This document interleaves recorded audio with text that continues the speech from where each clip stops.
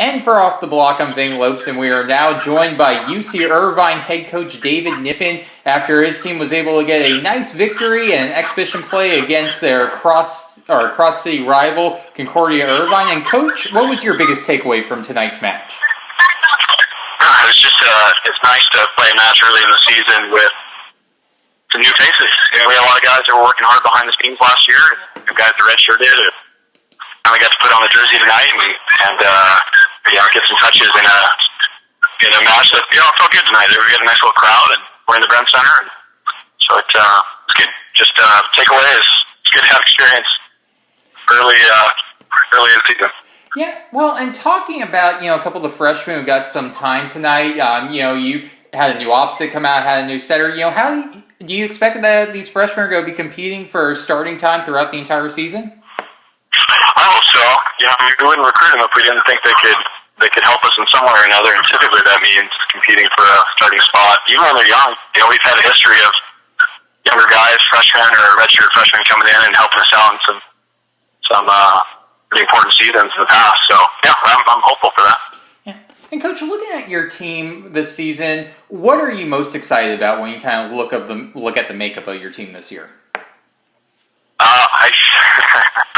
I think we're tough enough to survive the schedule that I'm putting in front of them, and that's exciting for me that we have a team that feels like they want to work hard. I don't know if you know what that means yet, but it'll be a fun process to figure that out. Yeah, well, and talking about that non-conference schedule that you put in front of them on top of the tough MPSF schedule, what's your thoughts, opening the season about a week from now in Provo, Utah, at the ABCA Showcase? I love starting the season with travel. I mean, it's just so fun for the team, just to get on the road, and it's a good place to get on the road is BYU. It's a great environment, so we're looking forward to that for sure.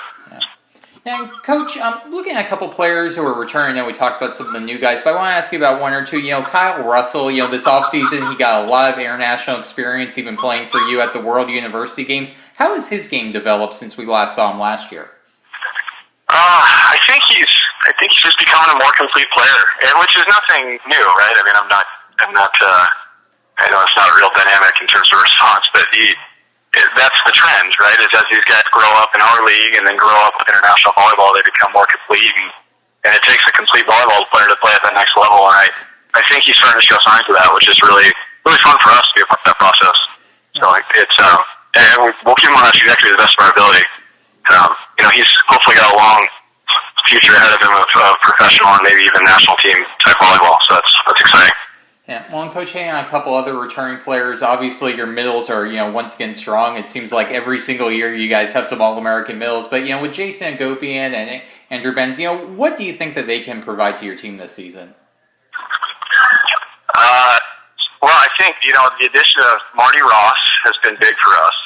He's transferring from Pacific and spent a lot of the season last year acclimating, I think, and just kind of assimilating our program and how we do things on every different level. And it's neat to see him contribute. It's just so rare you can get away. We got away last season with really only playing two middles. And with the schedules we all have and every team in the country, it's hard to only have two guys holding down those two positions. So I think we have some versatility this year, which is nice. Yeah. And Coach, also, you lost a great libero last season, Michael Brinkley. I'm sure people have asked you before, this season, what are you going to do? How are you going to be able to replace him? But, you got a young guy in Dylan Hoffman coming in. How has he looked so far in the offseason? I think we got a couple guys that could be pretty good in that spot. To answer your question about how you replace Michael Brinkley, I'm still waiting for somebody to give me a good answer, but if I get one, I'll be sure to share with you. Yeah. Well, Coach, and final question for you here before we let you go. You guys are becoming a staple at the NCAA tournament every single season. What are you guys going to have to do this season to be able to get back to the NCAA tournament this year in Pennsylvania and make another trip? Because I know how much you love to travel. Yeah, that's a great question. I'm hoping that comes to us in the first half of the season. We can kind of start to figure that out. I think really a lot of information gathering and seeing what else is out there. Every year presents unique challenges, and some years I think they're a little bit more exposed than others. But there's some standout teams, I think, and they're already identified in the polls, so we don't need to go through that list. And there's some teams that are under the radar we just don't know a ton about that are also in the polls and maybe a little lower, and maybe sleepers that people aren't expecting. But I'm looking forward to the process of figuring that out. And same as the Brinkley question. When I have an answer, I'll